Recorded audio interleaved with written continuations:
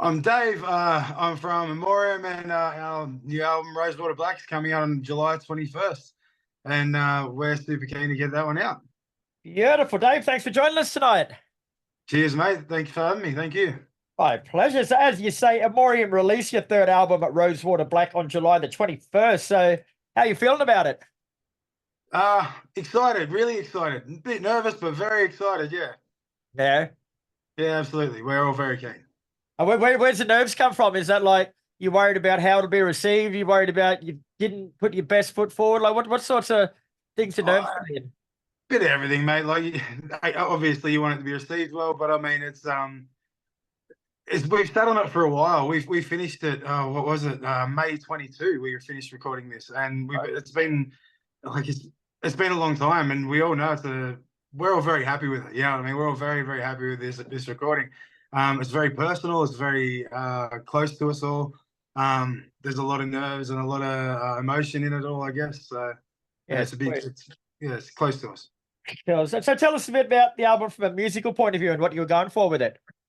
Mate, the guys actually created it throughout COVID, and they sent me complete songs. And I mean, I'm sure you can see, they're monster songs. Like there's 8-minute tracks in there, and I mean, clearly COVID brought something out in the boys, and I got sent complete tracks, and each and every one of them is kind of their own story, but they're all very personal. They're all very, very close to myself, and I think they're obviously very close to the guys in the way they are written, because the music's emotive as all hell. So I wanted to make sure that was put across in the right way too, and it's something come out of me that was obviously very personal too, that worked. Yeah, I think it worked. Now, the press release says it's your most adventurous and intimate release to date. So we've discussed the intimate bit, but would you agree with the adventurous bit?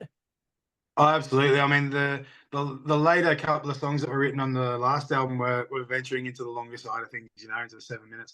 And these ones, like I said, they go into 8-minute songs, and I think it's five tracks, and I think it's 48 minutes or something like that. I can't remember exact, but yeah, it's a big effort. They're the guys just, I don't know, they outwrote themselves. I think they did really well. Yeah, I guess in this modern age, bro, like everything's so disposable. People's attention spans are getting less and less. So how is it difficult to write a long song like that and still try and make sure you're keeping people's attention? I guess like they get bored pretty easy these days. We're about to find out on July 21st, I guess. That's true. I mean, look, the two of the more popular songs off the last album, I guess, were in the longer times as well. So, I mean, I found it a bit difficult at first. I've written some of the songs I've written 4 or 5 times each before I finalised them, and I'm sure the guys did too. I know they did on their parts. I don't know how they managed to get into writing such big songs, but we have, and it works for us. I think we do it justice. I don't know how. I don't know what the formula is. Hopefully, it does keep people interested. I suppose if it keeps you interested, it's bound to keep someone else interested in it. That's kind of how I see it too. Like I've been listening to metal my whole life, and I quite enjoy what we do. So that's I've got to say something. All right. Now, as you say, there is only 5 tracks on the album, so I want to run through them one at a time, and you just tell us a bit more about them. Like I'm not sure if I've got these in order or not, but we'll start with Withering. So Withering, yeah. Again, every song was sent to me as a whole, and last time there was some track titles suggested. These were all given to me as basically do as you will. Withering was related to a lung disease I got throughout COVID as well. So that was a big part where I didn't know if I'd be able to do what I'm doing again or ever. And thankfully, I ended up going into remission with that and haven't had an issue since. But it was a few years where it was, a bit of shitty times. So that reflects on the lung disease one. Absolutely, yeah. I love that one too. Like it starts off with acoustic, and it's really mellow and sort of lulls you into a false sense of security before diving in. Like, is that the first track on the album? Withering, I think I believe it's No Return to the Fallen. Right. I thought that'd be a perfect intro, just like in with the ambience, and then smashing in the face. Yeah, well, yeah, true. Mate, I can't remember the track listing off the top of my head right now. Yeah, I thought I had it right. Then I read back through Jenna's review, and she was saying this song was here and this song was here, and it's like, That's completely different now. I've got it. And as long as you got it, that's all that matters. That's it. Okay, we'll move on to Chains. Chains, yes. So Chains again, mate. My health is a big part of this album. It's been I've struggled with a few things. I've got autoimmune issues and whatnot. So that one is related to I've got type 1 diabetes, and that's literally basically how issues I was dealing with for a while. Just sleepless nights and constant seizures and stuff like that. I was going through for about 6 or 7 months, and that's again relying on that one. Yeah. Bit of a heavy song, but yeah. Right. And Gone Too Early. That's got to be Gone Too Early Doors. So Gone Too Early Doors is my brother passed when I was about 20 years ago, and that's literally for my brother. That one song I've wanted to write since he passed, and it's again a hard one to write. You got to make sure it comes out right, and I think again that one we're all very proud of that one, especially. Yeah. Have you played that one live yet? No, we haven't, and that's in the set list for the tour as well. That's it's going to be tricky emotionally. Yeah, absolutely. We've got a video coming out for that one as well, so we've just finished up on that. We're really excited about that too. That's a good one, I think, too. Very cool. All right, you've got No Returning to the Fallen. Yeah, that's a very typically me style written song. I found in the last album I wrote a few like this. They're sort of moving forward, not looking back on the past, and leaving behind you what you need to leave behind. Yeah. All right, and then we'll finish with the title track, Rosewater Black. It's a great title. I've got no idea what it means, but I fucking love it. So again, very personal. My partner and I is literally written for my partner. It's a love song. Rosewater Black is everything I wear is pretty well black, and she wears a lot of pink, and I just kind of mixed the few words together and come up with Rosewater Black and come up with the song, and we all decided that's a pretty banging name for a title too. So for the album. Yeah, these are short but sweet answers for incredibly long songs. Yeah, pretty direct, I guess. Yeah. So how would you say overall the music on Rosewater Black is different to your previous two albums, Universum and This Too Shall Pass? I wasn't part of Universum, but I absolutely loved it, and they have between that and this too, there was definitely a progression, a lot of growth. The guys have.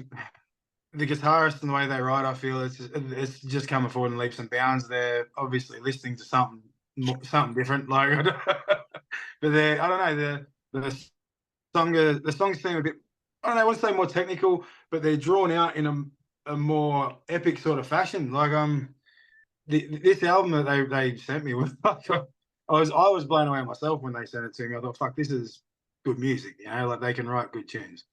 Yeah, sure. Now, your music sort of generally, in generalization, it's a subtle blending of progressive metal and melodic death metal, which isn't a common mix, mate. Like, well, where does it come from? It works well, but it's sort of not done very often. I don't think it was intentional. We were definitely just a mellow death band when I joined. Everything we were listening to was that I was told to base our sound around was just standard mellow death, but this is where we've ended up. Yeah, like I said, I mean, the guys definitely listen to a bit of everything. They've got a really, all right, so we're playing with Harakiri for the Sky at the end of the year as well, and we're looking forward to that. But they're a huge influence on at least one of my guitarists. I know that much. So I don't know if that's similarly where it comes from, mate. They're writing different. You're right. It's a mix of progressive and melodic, and I don't know where it came in. We just began that way. Don't need to know as long as it works, brother. That's it. It just happened. Now you're also heading off on your first Australian tour to promote the album in August. Like, was that a typo in the press release? Is it really your first Australian tour? Believe it or not, yes. So the thing with the first album was a lot of the other guys were in other bands. So Immorium took a bit of a backseat a lot of the time. A lot of shows are played, but I believe a lot of them were more just the Canberra scene. Then with This Too Shall Pass, we released it and then COVID hit, so that just ruined all those plans. Played a few other shows since then, some nice shows, good shows, but we just haven't really had the time to booking anything until this. Really, it's unfortunate it's taken us this long, and we're all a bit bummed about it, but we're stoked that it's finally here. Yeah, cool. And Where can people find out dates and where you're going to? Well, we're working with Your Mate Bookings for the tour. Yep. So all through Your Mate Bookings, he's got all the info there. Our Facebook's got all the link information as well. Mate, we're playing August 9th in Sydney at the Marrickville Bolo. The 23rd at the Gasso in Melbourne. 24th at Adventure Festival in Geelong, and August 30th at the Baso in Canberra. And hopefully into the next year, we're going to book a few more: Brisbane, Adelaide, Perth, and whatnot. We're looking into that. Wait, well, there's going to be fuck all people out there who've seen you live then if you haven't toured Australia before. So tell us the typical Immorium live show. What can they expect if they come along? Mate, we always put in 100%. We're going to play a few from the new set and plenty from the old stuff too. So it's again, it's tricky with long songs, trying to fit in as many as we can. But you know, we'll do our best to make sure we play all the ones that everyone wants to hear if they want to hear them. No worries at all. All right, Dave. Well, thanks heaps for your time, bro. Rosewater Black is out July 21st. I haven't listened to the whole thing, but one of our writers, Jenna Flood, has, and she loves it. So check out her review on Heavy. Get it, buy it yourself. Don't fuck around. Get along to the shows. Have a beer.